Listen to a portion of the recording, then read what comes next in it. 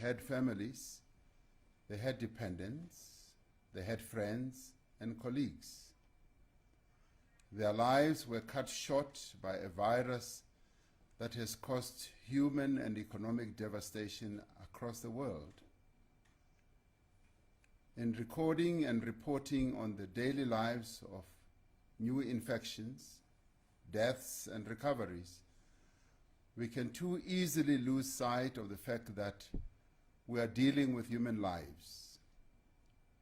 This coronavirus is taking a heavy toll not only on the health of our people, but also on our people's ability to earn a living, to feed themselves and their families, to learn and to develop, but also to enjoy many of the basic freedoms that we daily take for granted. This evening, let us keep in our thoughts and prayers all those who have been infected by the virus, all those who have lost loved ones, and all those who have endured and continue to endure, who continue to endure great hardships because of the pandemic. It is nearly 7 weeks since we implemented a nationwide lockdown. During this time, South Africans have demonstrated great courage, resilience, and responsibility. I once again thank you all for the sacrifices you have made thus far. I'd like to say, as I have said before, that despite its duration and its severity, the lockdown that we've imposed was absolutely necessary. Without the lockdown, the number of coronavirus infections would have soared uncontrollably. Our health facilities would have been overwhelmed and many thousands South Africans would have died.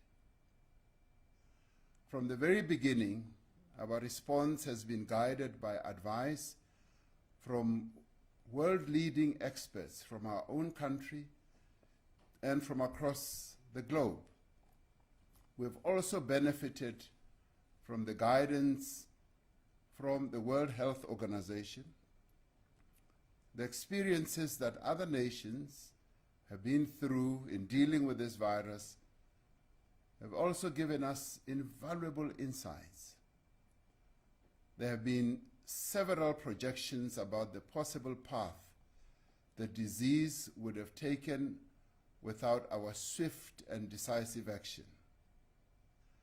As more data has become available, these predictions have been updated and refined. The best current estimate is that without the lockdown and the other measures that we have taken, at least, they say, 80,000 South Africans could have been infected by now. And the death toll could have been at least 8 times higher than what it is at the moment. As it stands, there are 219 people in our country who have succumbed to this disease. By contrast, at a similar stage in the progression of the disease, countries such as the United States had recorded over 22,000 deaths, and the United Kingdom over 19,000 deaths. We should never forget that the purpose of the lockdown was to delay the spread of the virus and prevent a huge surge of infections. So far, we have been successful in the manner in which we as South Africans have responded and dealt with this virus. And by this, I mean all of us as South Africans. The percentage of cases identified out of all the tests conducted what is known as the positivity rate, has remained rather low and stable. The level of confirmed infections in South Africa is around 181 people per million of the population. By contrast, countries such as the United States, the United Kingdom, Spain, Italy, and Singapore have been between 2,400 and 4,600 coronavirus cases per million people. In our case, it is significant that out of the 12,074 confirmed cases in South Africa, we have recorded 4,745 people who have recovered. By delaying the spread of the disease, we've been able to strengthen the capacity of our health system and to put in place wide-ranging public health programs to better manage the inevitable increase in infections. We now have nearly 25,000 additional beds available for quarantine, additional to the beds we already have. We have been able to source and produce substantial quantities of personal protective equipment for health workers, vital medical equipment, and other supplies. But we still need more. Using the valuable time which the lockdown gave us, we have managed to significantly expand our screening and our testing program. In all, our field workers have now screened over 9 million people in our country, and we have conducted nearly 370,000 coronavirus tests. This is the largest and most extensive public health mobilization in the history of our country. It has been made possible by the hard work and dedication of thousands of community workers, nurses, doctors, and other health workers. They have made enormous sacrifices to ensure the success of the lockdown. By answering the call to stay at home and stay safe, you, the people of South Africa, have helped all of us to save many lives. As we have strengthened our public health response, we have introduced several vital measures to support the companies, the workers, and the households that have been severely affected by the lockdown. We have introduced an economic and social relief package worth over 500 billion rand to help companies in distress, to save jobs, and to provide some income to informal workers and poor households. Since it was established, the special COVID-19 relief scheme of the Unemployment Insurance Fund has paid out over 11 billion rand to 2 million workers employed by over 160,000 companies in distress. This will help to keep companies afloat and save millions of jobs. The various funds that we established to provide support for small businesses, including the initiatives of the Department of Small Business Development, the Department of Tourism, the Industrial Development Corporation, and the South African Future Trust, have provided direct assistance to over 27,000 enterprises. As of today, the 200 billion rand COVID-19 loan guarantee scheme, which is guaranteed by the government, has begun to process applications from small and medium-sized businesses. At the beginning of this month, government paid out an additional 5 billion rand to social grant recipients to assist poor households at a time when other sources of income have been disrupted. We have opened applications for the special COVID-19 grant of 350 rand a month for unemployed South Africans who receive no other form of assistance from government. By the close of business today, some 3 million South Africans had already applied for this assistance. These temporary measures will be in place for 6 months. We will continue to spare no effort to ensure our most vulnerable citizens are supported and protected during this difficult time. The scale of the measures we have taken, including tax relief and interventions by the South African Reserve Bank, is quite historic. The Solidarity Fund, which was set up to support the coronavirus response, has raised around 2.7 billion rand in commitments from over 175,000 individuals and more than 1,500 companies and foundations. We are grateful to the many governments and organizations that continue to generously support our coronavirus response. In addition to those that I have previously recognized, I wish to express our appreciation to the government and the people of the United States for the donation of 1,000 ventilators. I also want to recognize the commitment of the Elma Group of Foundations of 2 billion rand to mitigate the impact of coronavirus on vulnerable communities in Africa, our continent. This includes an immediate contribution of 250 million rand to South Africa's Solidarity Fund.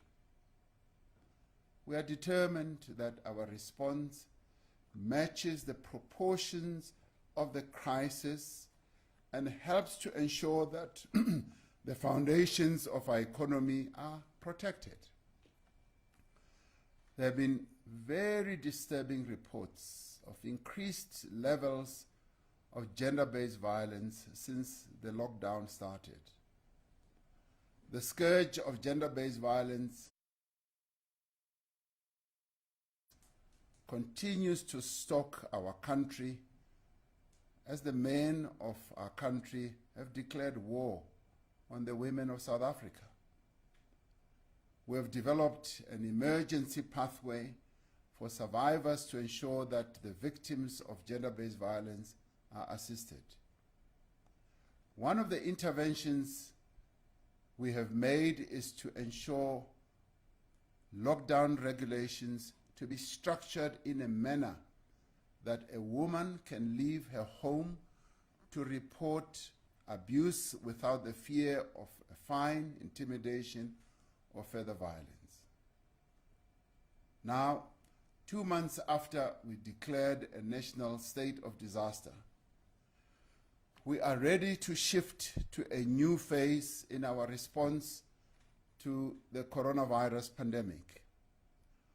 On the 1st of May, we moved to alert level 4 from level 5 and began the phase easing of the national lockdown. This was in line with our risk-adjusted strategy, through which we sought to slow down the rate of infection and flatten the curve. We are now preparing for a further easing of the lockdown and a gradual opening of our economy. I will repeat what I have said before. If we lift the lockdown too abruptly and too quickly, we risk a rapid and unmanageable surge in infections.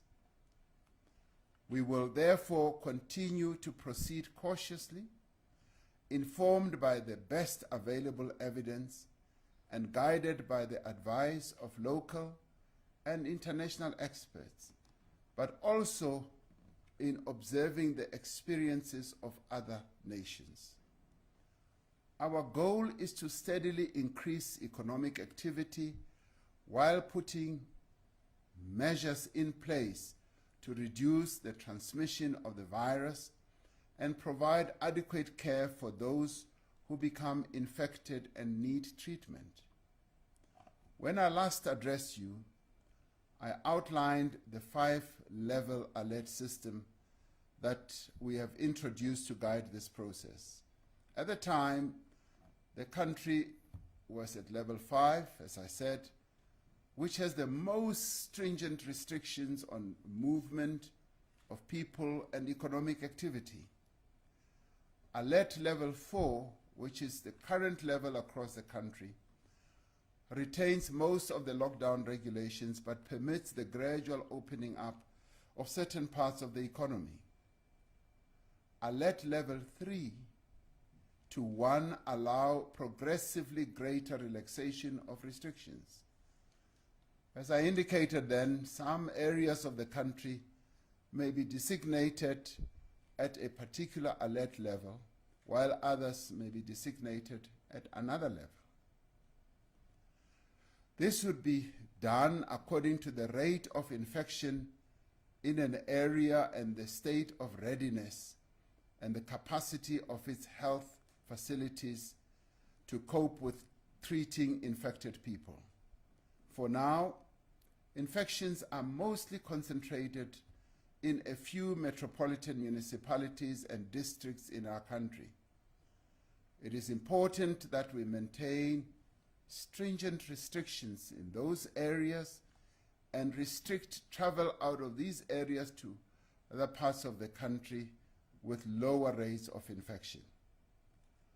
We will immediately begin a process of consultation with relevant stakeholders on the proposal that by the end of May, most of the country should be placed on alert level 3, but that those parts of the country with the highest rates of infection remain on level 4. We will make further announcements in this regard after the completion of the consultations we will have. In the coming days, we will also be announcing certain changes to level 4 regulations to expand permitted business activities in a number of sectors in the retail, in the e-commerce, and reduce restrictions also on exercise. Some of our people have questioned whether our approach in dealing with the coronavirus has been at the expense of the livelihood of our people. Our strategic approach has been based on saving lives and preserving livelihoods. Our key objective has always been to slow down the infection rate through a number of interventions in our coronavirus prevention toolbox.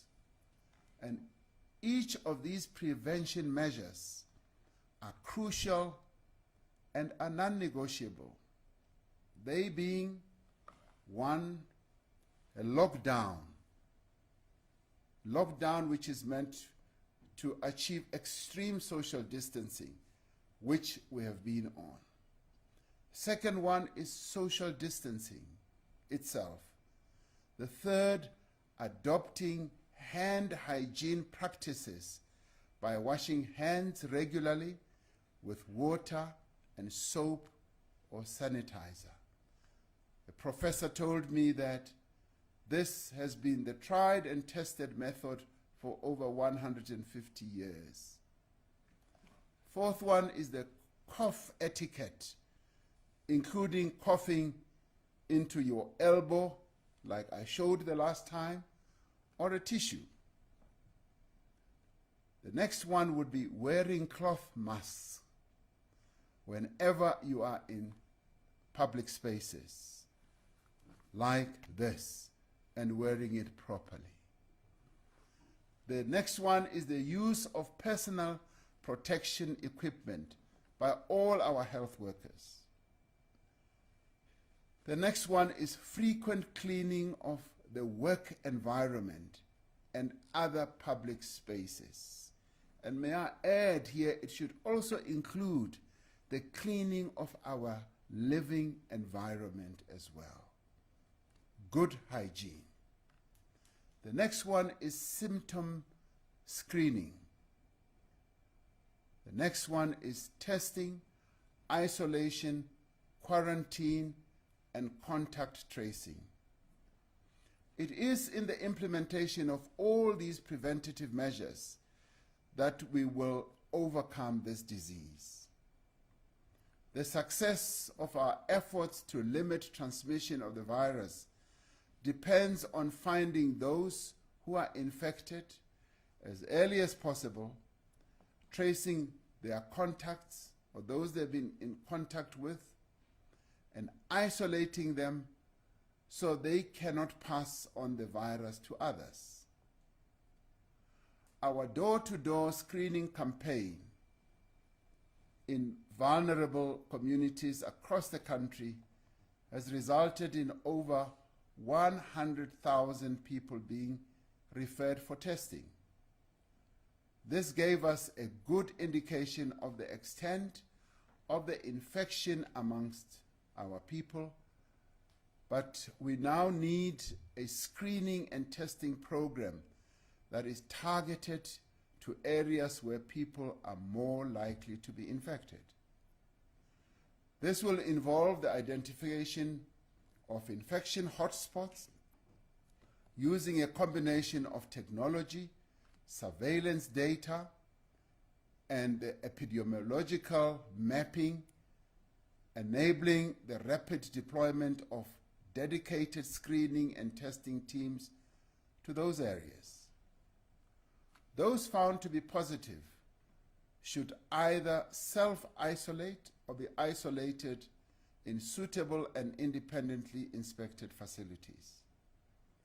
Most importantly, this new phase will require each of us to change our own behavior in profound ways. There needs to be a fundamental shift in our thinking and our way of life. We need to take personal responsibility for our own health and the health of others. Let us remember that although the lockdown has slowed down the rate of transmission, the virus is very much still present and will be present amongst us for a long time to come. We have been warned that infections will inevitably rise as the lockdown measures are eased, as has happened in many other countries. We also know that the coronavirus will continue to be a global health threat for some time to come, and that the fight against COVID-19 needs to become part of our daily lives.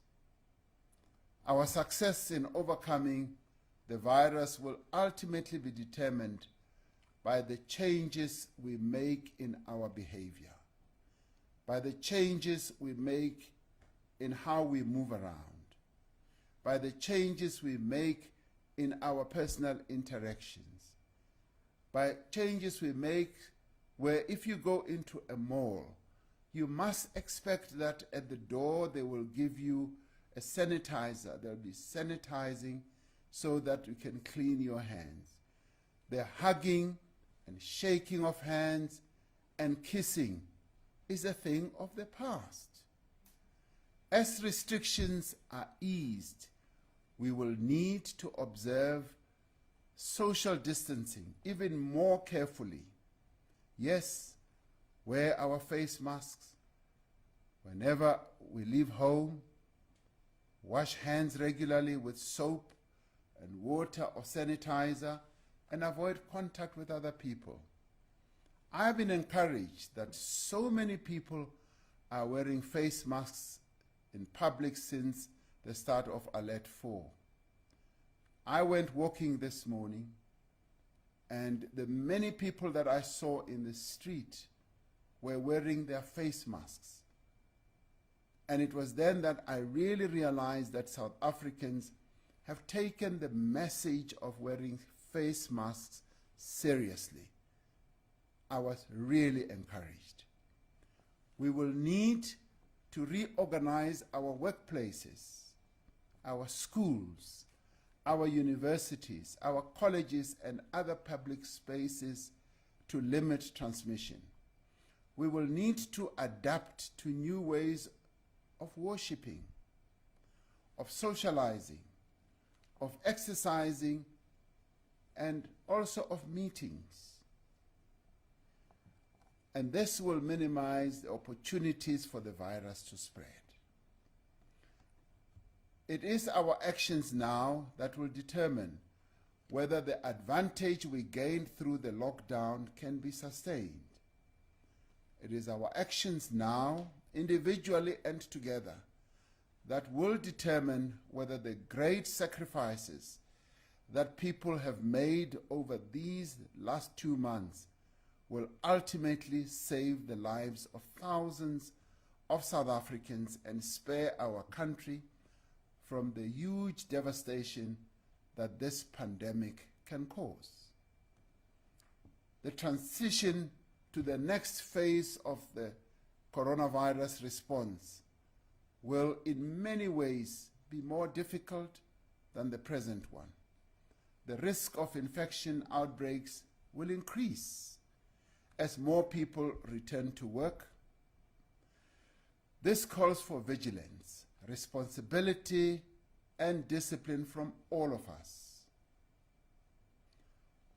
My fellow South Africans, over the last 7 weeks, you have been asked to endure much and to sacrifice much.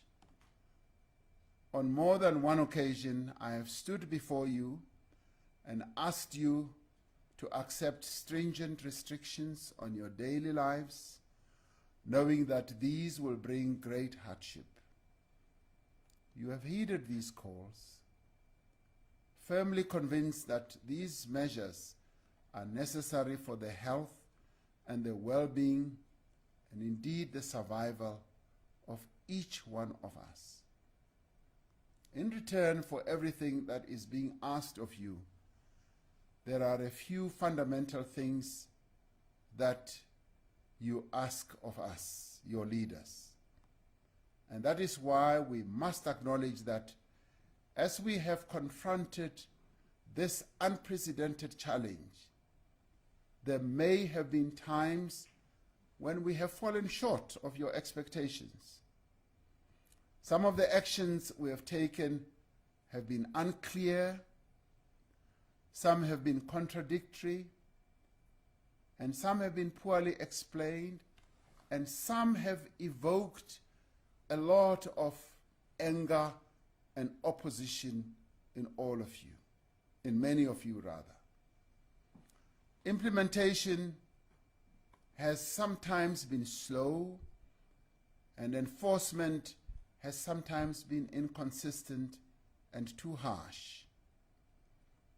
This evening, I want to reaffirm my commitment and the commitment of the government that I lead to take whatever action is necessary to safeguard the life, the dignity, and the interests of the people of our country. The last time I addressed you, I said that we will soon be embarking on the third phase of our economic response to the coronavirus crisis by outlining a clear strategy for economic recovery. Cabinet is seized with this issue and will be announcing the outcome of what we are discussing when we have completed our work. We are determined and committed to ensure that all government decisions are taken in good faith, that they are reasonable and rational and are based on empirical evidence, and that they do not cause much harm than good.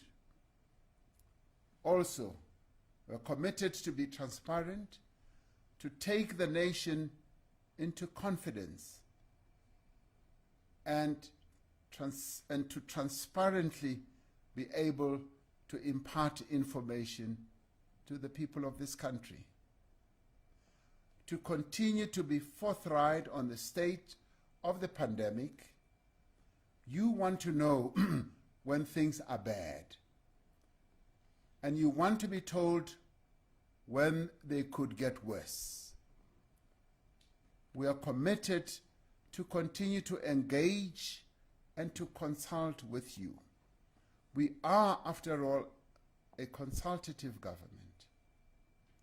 We are also committed to ensure that we continue to mobilize every resource at our disposal to support the most vulnerable and to give the greatest support to those most in need. And we are also committed to make sure that the funds that are dedicated to our coronavirus response are not wasted and that they are not stolen. Above all, I pledge once again to ensure that your rights are respected and upheld, and especially those who have been entrusted with this responsibility. As your president, as this government, we are firmly committed to meeting the expectations you rightly expect of us. Where we have disappointed, we will continue to make amends. Where we have made mistakes, and as I said, we are traversing uncharted territory. None of us has ever been through what we are going through now in the history of this country. We will make mistakes, but I can assure you we will always seek to correct those mistakes. Our collective struggles over the past months have taught us much about ourselves and about each other. We have also learned a lot about this virus. Although there may have been differences and disagreements, there have also been amazing levels of kindness, of empathy, and compassion that has been demonstrated by many South Africans across the length and the breadth of our country. There has been courage and solidarity like we have never seen before. A very different South Africa and world awaits us. The greatest test will be our willingness to embrace change. We are now required to rise to meet this challenge. We need to stand as one family and one nation to build a new and stronger society and a stronger South Africa. The days before us will be difficult, but we will draw strength from what we have already achieved. And this challenge that we're facing now has presented us with enormous difficulties, but we are making progress and we are achieving some good results. We should recall the words spoken by the father of our nation, Nelson Mandela, 20 years ago, when our country was being devastated by another pandemic. He said, in the face of the grave threat posed by HIV/AIDS, we have to rise above our differences and combine our efforts to save our people. He continued to say, history will judge us harshly if we fail to do so now. As I end, let me offer the words of another leader who had to confront another difficult challenge which was the Second World War and the Depression, Franklin Delano Roosevelt. He delivered some words at a difficult time in the life of his own country. The state of this nation, he said, is good.